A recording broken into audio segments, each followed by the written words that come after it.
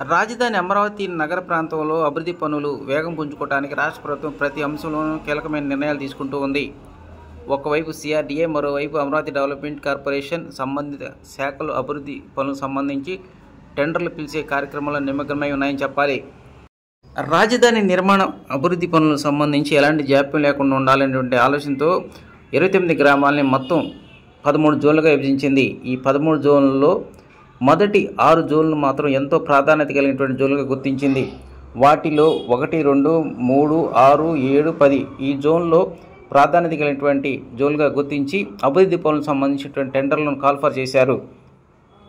వాస్తవానికి అమరావతి అభివృద్ధి పనులంటే ఇప్పటివరకు గతంలో నిలిచిపోయినటువంటి ఐఏఎస్, ఐపీఎస్ అధికారుల యొక్క అపార్ట్మెంట్లు, అదేవిధంగా కొండవీటి వాగు, పాలవాగు సంబంధించినటువంటి రిజర్వాయర్ల నిర్మాణంతో పాటు మిగిలిపోయినటువంటి రోడ్ల నిర్మాణం, వీటితో పాటు కొత్తగా చేపట్టబోయేటువంటి ప్రాజెక్టులకు సంబంధించి కూడా రాష్ట్ర ప్రభుత్వం ఎంతో కీలకమైనటువంటి నిర్మాణ పనులు చేపట్టబోతుంది.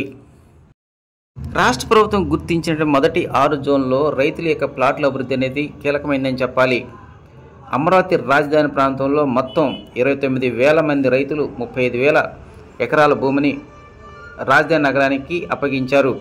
కాబట్టి వారి యొక్క ప్లాట్ల అభివృద్ధి అనేది చాలా కీలకంగా మారింది. వారికి కావాల్సిన మౌలిక సదుపాయాలు అంటే విద్యుత్తు, అదేవిధంగా రహదారులు, drinking water, communication, drainage, walking tracks ఇలాంటి కీలకమైనటువంటి అభివృద్ధి పనులు చేపట్టనున్నారు.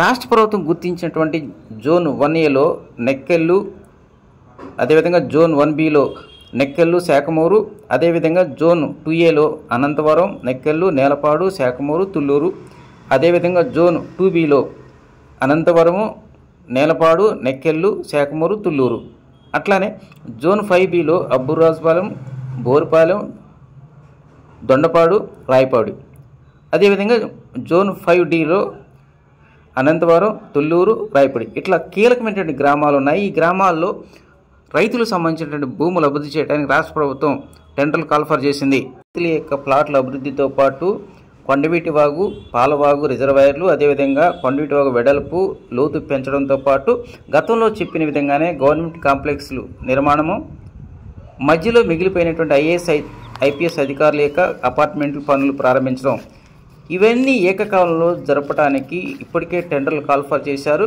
ఈ టెండర్ల ప్రక్రియ పూర్తయిన వెంటనే నిర్మాణ పనులు చేపడతారని సిఆర్డీ అధికారులు తెలిపారు. అమరావతి డెవలప్మెంట్ కార్పొరేషన్ ఆధ్వర్యంలో రాజధాని ప్రాంతంలో మౌలిక సదుపాయాలతో పాటు వివిధ రకాలైనటువంటి అభివృద్ధి పనులు చేపట్టడానికి దాదాపు 2,790 కోట్ల రూపాయలు విలువ చేసేటువంటి టెండర్లను పిలుపునిచ్చింది.